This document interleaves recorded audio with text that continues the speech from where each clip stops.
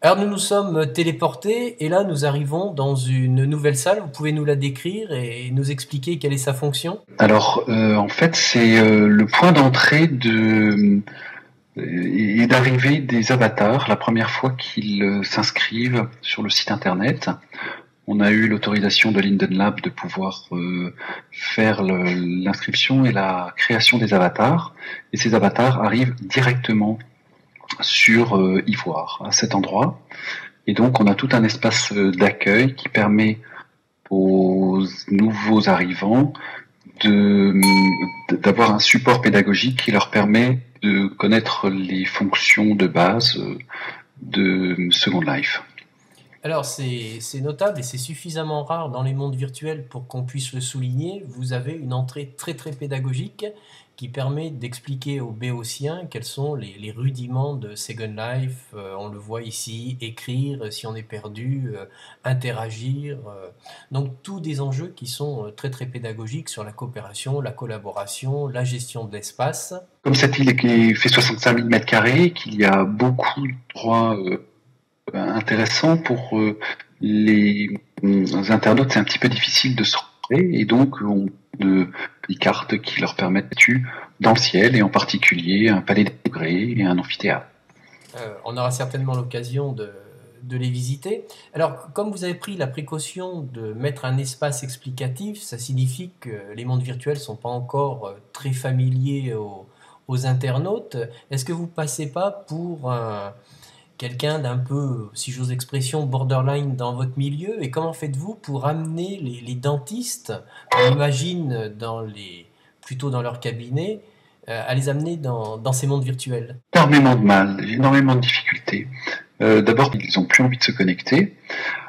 Alors, pour essayer de les attirer, eh bien, je commence surtout par les étudiants. Alors, j'ai de la chance de pouvoir enseigner à la faculté de chirurgie dentaire à Strasbourg, et donc, j'en parle évidemment à mes étudiants. Et puis, je mets tous mes cours en ligne dans cet espace. J'ai d'autres enseignants qui croient beaucoup en ce projet, et donc qui me laissent aussi leur diaporama. Il y a des enseignants qui font le DU d'implantologie, par exemple, qui mettent à disposition de leurs étudiants les diaporamas qu'ils ont fait en cours.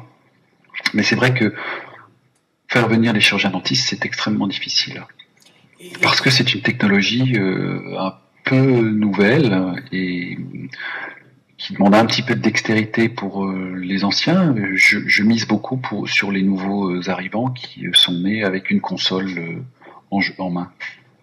Alors effectivement, ce qu'on appelle les digital natives, c'est l'expression consacrée. En naviguant dans les autres mondes virtuels, j'ai vu que les Anglais, notamment à Londres, avaient des salles de simulation. J'ai vu que dans les mondes médicaux, on pouvait gérer une jambe arrachée. J'ai vu une hémorragie postpartum, d'autres sites de dentistes. Est-ce que dans votre monde, il est possible de simuler le métier de chirurgien dentiste? Pas vraiment les actes médicaux manuels, mais au moins tout l'esprit dans lequel on acte.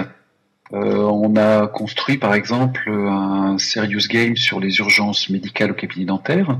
Donc on accueille un patient et après un acte, bien tout d'un coup, il se passe quelque chose. Le patient se sent mal et donc l'internaute doit essayer d'agir en conséquence, de donner le médicament adéquat en regardant dans la pharmacie, mettre le tensiomètre, vérifier si la tension est correcte, puis si ça s'aggrave, mettre de l'oxygène, mettre un défibrillateur par exemple, et pratiquer un massage cardiaque dans le pire des cas évidemment. Alors là, vous aiguisez ma curiosité, puisque c'est de l'innovation dans de l'innovation, à la fois un monde virtuel et dans le monde virtuel, un serious game. Moi, ce que je qualifie dans mes analyses comme le monde virtuel de simulation. Serait-il possible de le visiter? Eh bien nous y allons tout de suite, Eh, Jean-Paul. eh bien, téléportons-nous.